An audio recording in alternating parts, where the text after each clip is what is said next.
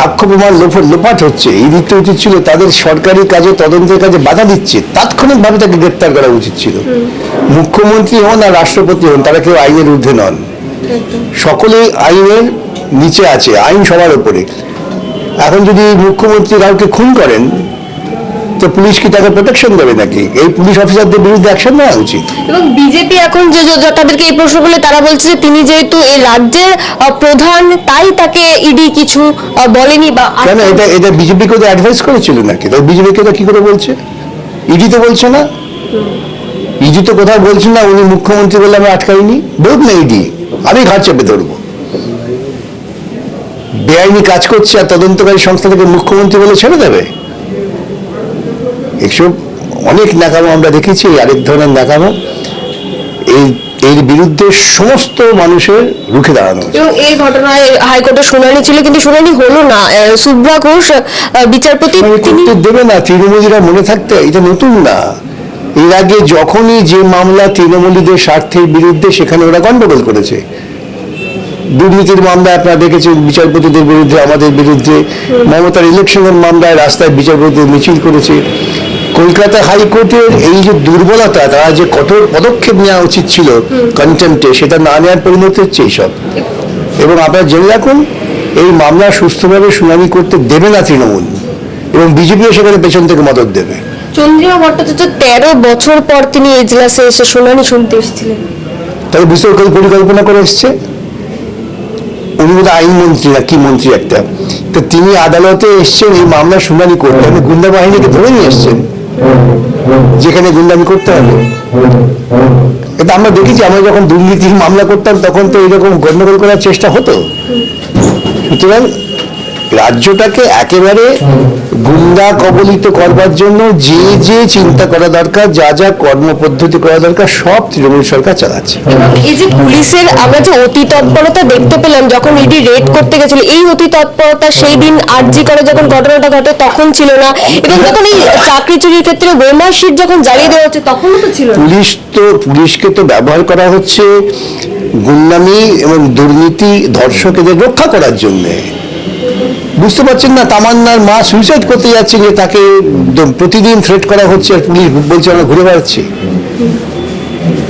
পুলিশের কাজ হচ্ছে যতদিন মমতা মুখ্যমন্ত্রী আছে, যে গুন্ডামি, বদমাইশি, ধর্ষণ, তোলাবাজ, এদের সুরক্ষা দাও। এবং সকালে এভাবে ইডি হানাতে তিনি প্রতীকজনের বাড়িতে চলে গেলেন, তারপরে সারাদিন আইপ্যাকের অফিস, তারপরে তিনি একেবারে মাথা ঠান্ডা করে স্বামী বিবেকানন্দ, রামকৃষ্ণ পরমহংসদেব গিয়ে সেখানে গিয়ে কথা বলছেন। এরকম রাজনীতিবিদ বা এরকম নেত্রী সত্যিই তো ভারতবর্ষে খুব কম আছে, স্বীকার তো করতে হবে। যারা খুন করে তারা তাই করে, তো যারা অপরাধ করে, অপরাধ করার পর তারা একদম স্বাভাবিক হয়ে যায়, বুঝতে না পারে। উনি এই যে মারাত্মক অপরাধটা করলেন, মুখ্যমন্ত্রী পদের মর্যাদা সম্পর্কে কোনো বোধ নেই। মুখ্যমন্ত্রী পদের মর্যাদা কি এ সম্পর্কে সামান্যতম বোধ থাকতো, এই কাজটা করতেন না। তিনি তো বললেন যে আমার গায়ে যদি কেউ আঁচ লাগাতে আসে তখন তিনি তো কেন মুখ্যমন্ত্রী গায়ে আঁচ লাগাতে? তুমি তো ওদের তৃণমূলের, তো তৃণমূলের অন্যান্য লোক নেই? তৃণমূলের ক্যাপ্টেনরা আছে না, যারা এখন রাস্তায় মোটর বাইক নিয়ে গুন্ডামি করতে করতে যাচ্ছে, তারা কোথায়? তারা করতে পারতেন। প্রত্যেকজন তো তৃণমূলের কেউ না।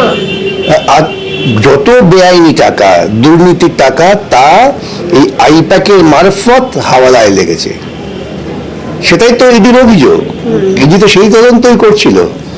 এই তদন্ত ঠেকাবার জন্য তো ইতিপূর্বে আদালতে হাজার হাজার টাকা নষ্ট করেছে। টাকার তো অভাব নেই। ইলেকট্রাল বন্ডের দুর্নীতির টাকা, কর্পোরেট ট্রাস্টের দুর্নীতির টাকা, টাকা তো প্রচুর আছে।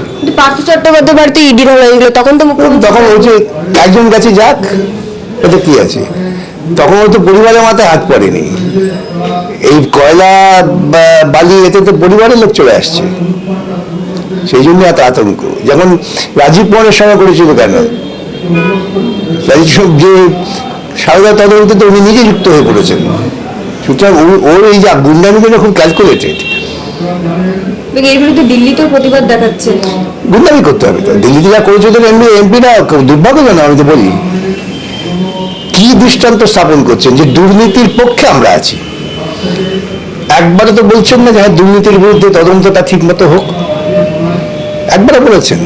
বলেন। এরপরেও তো ভোট এই জিতবে। ভোটে জিত এখন কি করা যাবে? গুন্ডারা তো অনেক সময় পাড়ার শাহজাহানকে ধরতে গেলে ওখানে তো লোকজন আটকে দিল, তো কি করা যাবে? সেটা তো ভোটে যেতেই হলো। শাহজাহান বলে গ্রামের লোকেরা আমি এত প্রিয় জনপ্রিয় যে আমার কথা ওখানে পিটিয়ে দিয়েছি ইডিকে। ভোটে জেতা দিয়ে যদি সমস্ত অন্যায়ের প্রতিষেধক হতো তাহলে তো আর আইন থাকার দরকার ছিল না। তাতে একটা আইন হতো ভোটে যেত গুন্ডামি করো, তা তো হয় না।